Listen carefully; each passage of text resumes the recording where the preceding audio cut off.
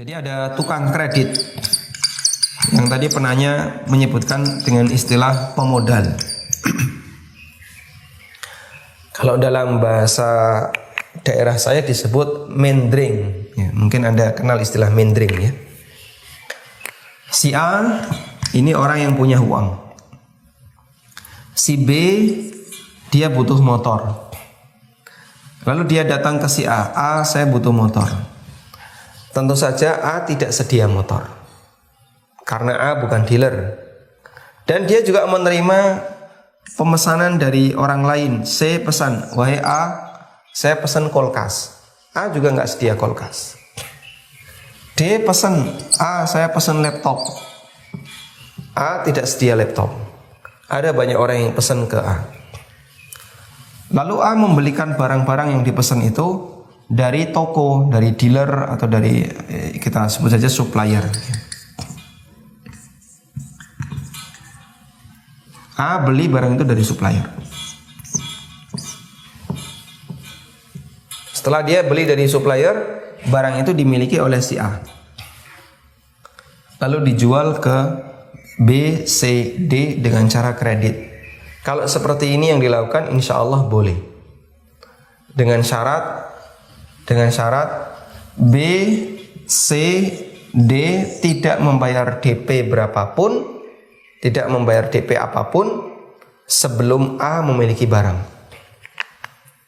Berarti di situ dilakukan apa? Dua tahapan. Yang pertama rencana akad.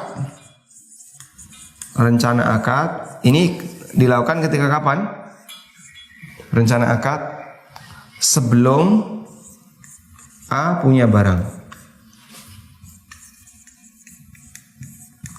Sebelum A punya barang, maka tidak boleh dilakukan akad, tapi yang boleh hanya rencana akad, dan rencana akad bukan akad.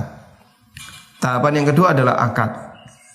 Nah, akad ini dilakukan setelah A punya barang.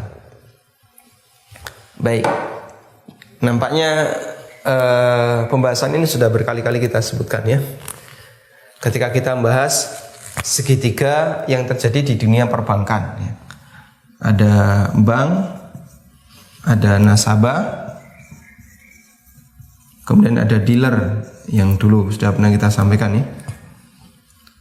Nasabah butuh motor, lalu dia datang ke bank. Di sini tidak boleh ada akad. Bolehnya hanya rencana akad.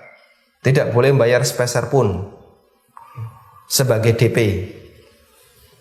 Nah, bolehkah bayar sebagai uang jaminan? Ulama khilaf yang dulu sudah pernah kita bahas tentang hamis jiddi. Lalu pihak bank setelah dapat pesanan dia membeli barang itu dari dealer. Setelah dapat kemudian ditransaksikan dengan nasabah secara kredit. Ini juga sama tadi ya. Jadi setelah barang dapat maka A bertransaksi dengan B, C, D secara kredit. Nah, lompatan ini tahap pertama tadi ya. Ini tahap pertama tidak terjadi akad. Kemudian bagian yang ini tahap kedua dilakukan akad. Tayyib. Kalau ini yang dilakukan insya Allah tidak masalah.